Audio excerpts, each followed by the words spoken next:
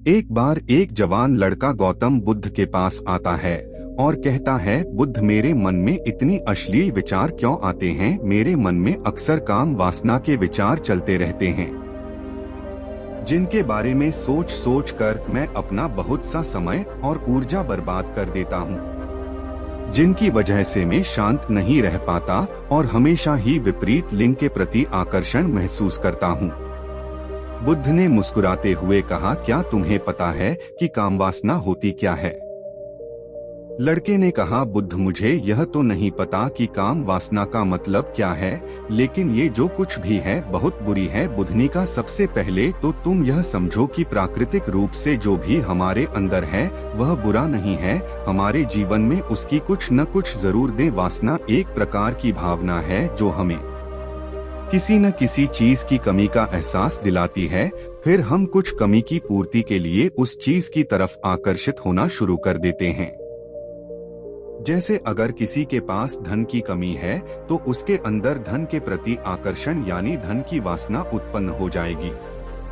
तो वासना कुछ और नहीं बल्कि एक प्रकार की कमी, एक प्रकार की जरूरत का एहसास है, और जब यह जरूरत शारीरिक हो तो हम इसे काम वासना कह देते हैं। लड़की ने कहा, बुद्ध, यह तो समझ में आ गया कि काम वासना का मतलब क्या है, लेकिन हमारे अंदर आती कहाँ से, व्युत्पन्न कैसे होती है? बुद्ध ने कहा, काम वासना कहीं से आती नहीं बल्कि यह प्राकृतिक रूप से हमारे अंदर ही मौजूद है, और इसका होना जरूरी भी है क्योंकि यही मानव जाति के विस्तार का आधार है। लड़की ने कहा, बुद्ध, जब काम वासना प्राकृतिक रूप से हमारे अंदर मौजूद है तो फिर लोग काम वासना को गलत क्यों बोलते हैं? बुद्ध ने कहा, यह एक बहुत बड़ी समस्या है कि लोगों ने काम वासना को गलत नजरिए से देखना शुरू कर दिया है, दबाने की कोशिश करना शुरू कर दिया। काम वासना को होना गलत नहीं है बल्कि काम वासना का बेलगाम होना गलत है। केवल उसी के बारे में हमेशा सोचना, केवल उसी क्रेजी न केवल उसी को अपने जीवन का लक्ष्य बना लेना गलत है। बुद्ध ने उस लड़के से पूछा, तुम्हें क्या लगता है कि जानवरों में भी काम वासना होती है? लड़के ने कहा, हाँ बुद्ध, जरूर होती है, क्योंकि आखिर जानवरों को भी तो अपनी पीढ़ी आगे बढ़ानी है। बुद्ध ने कहा कि हम जानवरों की काम वासना को गलत क्यों नहीं कहते? लड़की ने कहा, पता नहीं होता, आप ही बताएं।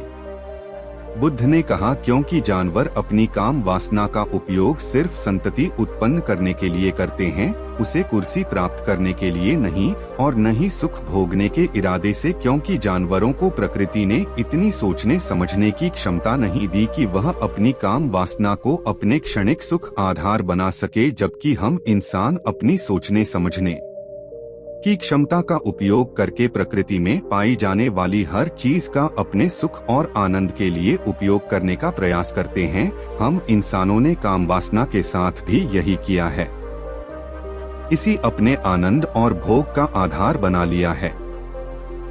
जिस भावना को प्रकृति ने मानव जाति का अस्तित्व बनाए रखने के लिए हमारे अंदर डाला था, उसे हमने जीवन का सर्वोपरि लक्ष्य बना रखा है, और इंसानी काम वासना का यह बेलगाम होना ही उसके गलत होने का कारण है।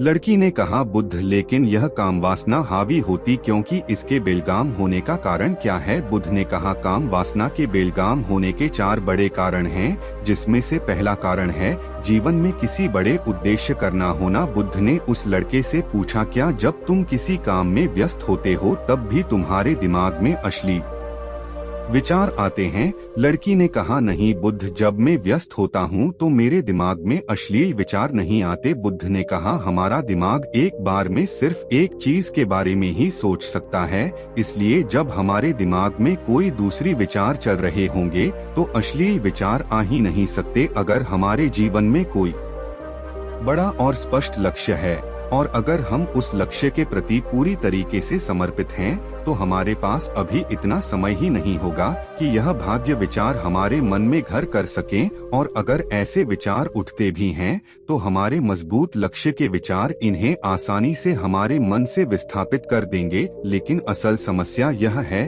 कि अधिकतर लोगों के पास एक मजबूत और स्पष्ट लक्ष्य की कमी है। दोस्तों, अगर आपके जीवन में भी एक स्पष्ट और मजबूत लक्ष्य नहीं है और आप इसे बनाना चाहती है, लेकिन आप अपनी जिंदगी के पर्पस को लेकर कंफ्यूज हैं, तो बुद्ध ने कहा, काम वासना के बेलगाम होने का दूसरा कारण है समाज के द्वारा इसे गलत बताकर दबाए जाने की कोशिश करना। लोगों के एक बड़े तबके ने कामुकता को हमेशा ही सबकी नजर से देखा है और इसका सबसे बड़ा कारण है कि हमने अपनी यौन अंगों को शरीर के बाकी अंगों की तरह स्वीकार नहीं किया, जबकि हमारे यौन अंग भी हमारे बाकी अंगों जैसे हाथ पैर आदि के समान हैं। बस एक अंग है जो अपना काम करते हैं, जिसके लिए प्रकृति ने उन्हें बनाया है, लेकिन हमने इन प्रजनन अंगों को कुछ ज्यादा ही रश्मि बना दिया है।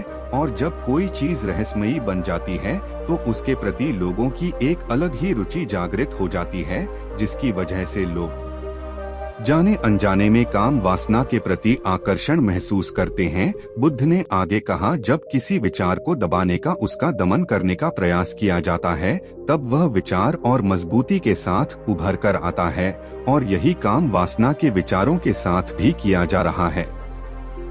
बुद्ध ने कहा, अगर मैं तुमसे कहो कि आम के बारे में मत सोचना, तो तुम्हारे मन में पहला चित्र किस चीज का आया? लड़की ने कहा, बुद्ध, मेरे मन में पहला चित्र आम कहीं आया। बुद्ध ने कहा, इसी प्रकार जब हम अश्लील विचारों को जबरदस्ती रोकने का प्रयास करते हैं तो वो और मजबूती के साथ हमारे अंदर उठते हैं, इसलिए कभी ने विचारों को दबाने की कोशिश न करें। लड़की ने कहा, आप बुद्ध, यह तो मैंने भी महसूस किया है। बुद्ध ने कहा, इंसानों ने कामुकता के हावी होने का तीसरा कारण है हमारा अपने विचारों के प्रति जागरूक न होना। हमारे मन में कैसी विचार चल रहे हैं, हम इस पर कभी ध्यान ही नहीं देते। हमारे मन में उठने वाले विचारों के बारे में एक अनोखी बात यह है कि जब हम किसी एक चीज के बारे में विचार करते हैं तो हमारा मन उसी से संबंधित और ही विचार हमारे सामने रखना शुरू कर देता है, और फिर ऐसे ही हमारे मन में विचारों की एक श्रृंखला बन जाती है जिस पर हम उलझकर रह जाते हैं।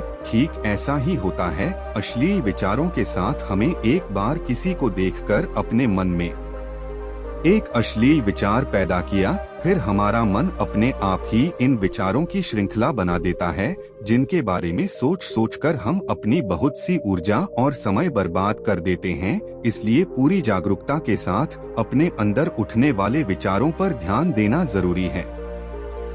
बुद्ध ने कहा, अश्लील विचारों के हावी होने का चौथा कारण है बुरी सोच और अश्लील विचारों वाले लोगों की संगति करना। कई बार ऐसा होता है कि कामुकता हमारे अंदर नहीं होती, लेकिन कुछ असली लोगों के साथ रहने की वजह से यह हमारे अंदर हावी हो जाती है। लड़की ने कहा, हाँ बुद्ध, यह बात तो मैंने खुद महसूस की है। बुद्ध ने कहा, इसलिए बुरे विचार वालों और असली लोगों से दूरी बनाकर रखनी चाहिए।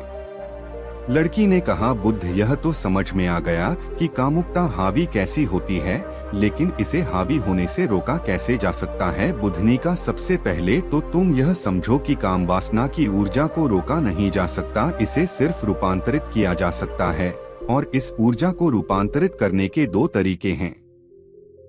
पहला प्रेम और दूसरा है ध्यान। जब हम सच्चे प्रेमी होते हैं तो हमारे अंदर के कामुकता की ऊर्जा हमारी खुशी और हमारे आनंद में परिवर्तित हो जाती है, लेकिन ज्यादातर लोग शारीरिक आकर्षण को ही प्रेम मानते हैं, जो कि ऊर्जा का व्यय करता है, रूपांतरण नहीं। काम वासना की ऊर्जा को शरीर के अंदर ही रूपांतरित करने का सबसे सफल तरीका है ध्यान। ध्यान के माध्यम से आप अपने अंदर स्थित आनंद गया उस केंद्र में स्थापित हो जाते हैं, जिसके सामने दुनिया का हर भोग विलास फीका लगने लगता है। ऐसा नहीं है कि आप ध्यान में उतरने के बाद वो सब सोचने और करने में सक्षम नहीं होते, बल्कि आप उससे ऊपर उठ चुके होते हैं, और फिर ये सब हरकतें आपको छोटी और बचपन लगने लगती है। लड़की ने कहा, लेकिन बुद्ध, ध्यान की शुरुआत कहाँ से करें? बुद्ध ने कहा, सबसे पहले तो खुद के साथ अकेले में समय बिताना शुरू कर दें, क्योंकि जो इंसान जिसके साथ सबसे ज्यादा समय बिताता है वो उसको सबसे ज्यादा जाने लगता है, और जब तुम खुद को जाना शुरू कर दोगे तो ये सारे भौतिक सुख तुम्हें छोटे लगने लगेंगे, और फिर एक दिन ऐसा भी आएगा जब तुम्हारे चाहे बिना तुम्हारे दिन मार्ग में किसी भी प्रकार के विचारने बंद हो जाएंगे।